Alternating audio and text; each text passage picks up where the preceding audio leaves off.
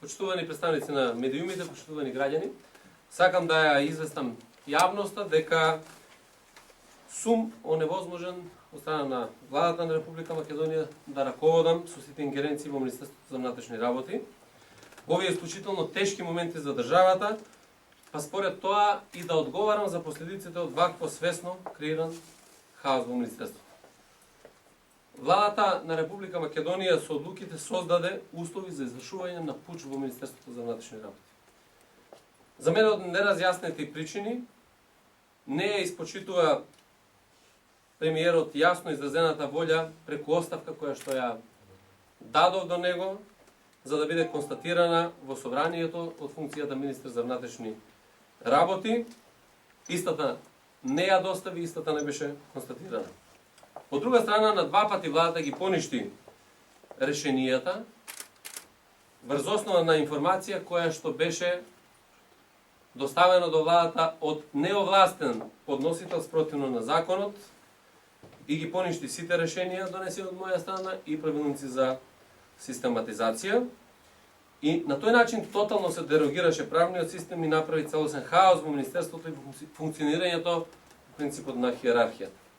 И покрај моите укажувања, предупредувања, наредби доставени до директорите и органите во состав на Министерството за внатрешни работи и сите вработени во Министерството да ги почитуваат законите и хиерархијата, владата со последната одлука, донесена во полноќните часови пред распуштањето на парламентот, без и јас како министер да бидам поканет на таа седница, го зададе завршниот удар на правниот систем на Република Македонија и нормалното функционирање во Министерството за внатрешни работи. Замислете, владата со одлука му забрани на министерот за внатрешни работи да подпишува документи, а на тој начин да раководи со органот. Ја не верувам дека постои држава во светот каде што е позната ваква небулозна наредба издадена од највисокиот извршен орган на земјата. Освен што ми забрани да ги извршувам своите со закон утврдени надлежности, владата ги потикна останатите функционери во министерство да ги спроведат овие незаконски одлуки и на тој начин да вршат и кривични дела. Последниве 2 дена директорот на управата за безбедност и контраразузнавање и државниот секретар во Министерство за внатрешни работи, надвор од законските надлежности, издават устни наредби на подчинетите за одземање на канцелариите, сменување на брави, исклучување на картици на дел од вработените, чии решенија владата незаконски ги поништи. Покрај одлука на влада, за да се поништи еден поединечен акт, како што е решението со кое што се регулира правото од работен однос, тоа може да се направи единствено со решение, за да можат овие вработени да добијат решение дека треба да ги напуштат работните места и со тоа решение да им се овозможи правна заштита доколку сметаат дека тие тоа треба да го направат. Во овој случај тоа не е сторено. Туку исклучиво преку устни наредби, што директно во ризик ги стават сите вработени кои што се подчинети од нив. И вработените во управа за безбедност и контраразузнавање кои што ги исклучувале картиците, кои што ги одземале шифри на овие вработени, и вработените во одделот за организиран криминал, кои што исто така направија вакво незаконско постапување. Според информациите кои што ги имам, државниот секретар во Министерство за внатрешни работи ја превзема улогата за да раководи со Министерство за внатрешни работи. Тоа за мене не представува проблем, меѓутоа законски е неможно. И сигурно ви е јасно дека со тоа се создава безвластие и комплетен хаос. Јас сум министер за внатрешни работи, побарав да бидам разрешен, да ми биде прифатена оставката. Тоа не се случи. Сега дали тоа некој сакал или не, законот кажува дека јас сум се уште министер за внатрешни работи. Затоа не прифаќам никакви палиативни решенија и комбинации на заедничко раководење со Министерството на еден ваков начин кој што се превзема. Меѓутоа со тоа не можам да ја превземам ниту одговорноста за состојбите кои што се случуваат во вакви сензитивни моменти. Веројатно ако државниот секретар или било кој друг од Министерството е задолжен со одлуката на влада да реализира одредени одлуки да наредува во Министерството, да не ја почитува хиерархијата, ќе мора да сноси и одговорност за едно вакво поднесување. Благодарам. Волете. Да. Бајрам, телевизија 27. Министерската Арсовска Томовска вели дека во зградата Нова Македонија работниците добиле наредба од МВР да ја пуштат работата порано од вчера.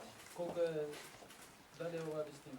Тоа не е апсолутно точно. Министерството за внатрешни работи нема издадено на никого наредба да напушти зграда или да го напушти работното време заради безбедносни причини. Очигледно е дека овде станува збор за груба злоупотреба од страна на ВМРО ДПМН во корист на митингот кој што вчера се организираше и на тој начин им овозможи на вработените да ги напуштат министерствата неоправдано, заради тоа што нема таква одлука и да можат да се приклучат веројатно на митингот. Тоа е моја претпоставка која што најверојатно е така. Јас лично ја контактирав вчера министерката Марта Арцовска за да видам кој ја издал таа наредба, заради тоа што знаете кога имаме вакво во власти или без власти во министерството, може да се очекува дека некој може да каже и таква една работа.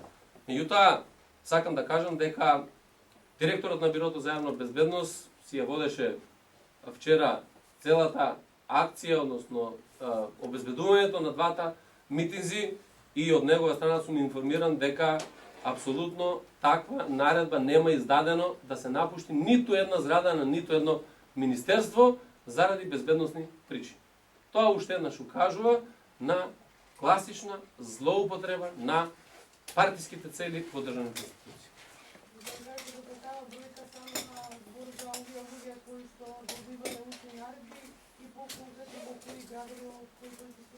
Значи во СВР Штип, во СВР Струмица, во одделот за организиран криминал и во управата за безбедност и контраразузнавање. А во Куманово како се случува во Куманово вчера имало некои информации дека обид на стариот началник што гледа на било нашиот превозател некаде. Освен овие што ви ги споменав на други места, Не дека навлегол, што направил. значи освен во овие кај што ви ги кажам, на други места нема промена на состојбите, туку се постапува редно. Што планирате вие да преземете во врска со ваква настаната ситуација? Да се надоврзам, каква е вашата позиција? Наредбите ваши не се почитуваат, одговорноста ја отфрлате, нема министер, постои, не постои, функционира министерството? Па видете, јас еве неколку дена веќе си го поставам тоа истото прашање. Што вие ми го поставувате, верувате, го поставува сигурно и целата македонска јавност. Јас апсолутно не сакам во ниту еден момент работите кои што треба да ги извршам и кои што се изворно моја надлежност, да не ги извршувам се со цел да се загрозува безбедноста на граѓаните на Република Македонија. И правам напори максимални за комуникација, се со цел да работите бидат така како што треба да бидат стабилни.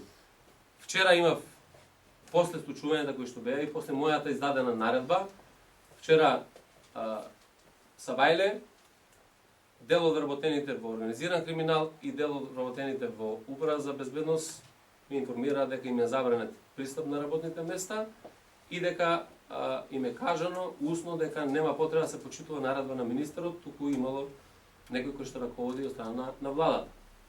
Без решение, без никакво упасно. И во тој дел сакав да направам состанок еден на кој што ќе поразговарам отворено за овие прашања. Единствено директорот на Бирото за јавна безбедност се појави на состанокот и да разговарам. Додека другите не присуствуваат на состанокот, со тоа покажуваат дека откажуваат послушност во делот на хиерархиското работење. Јас тука ќе преземам мерки кои што ми стојат врз основа на законските решенија. Кои се тимо, кои не дошли, кои се други позиции? Ги спомнав, значи директорот на управата за безбедност и контраразузнавање не беше присутен на состанокот, додека директорот на Бирото за јавна безбедност дека. А и вие извести нешто што е како работава или воопшто немате контакт?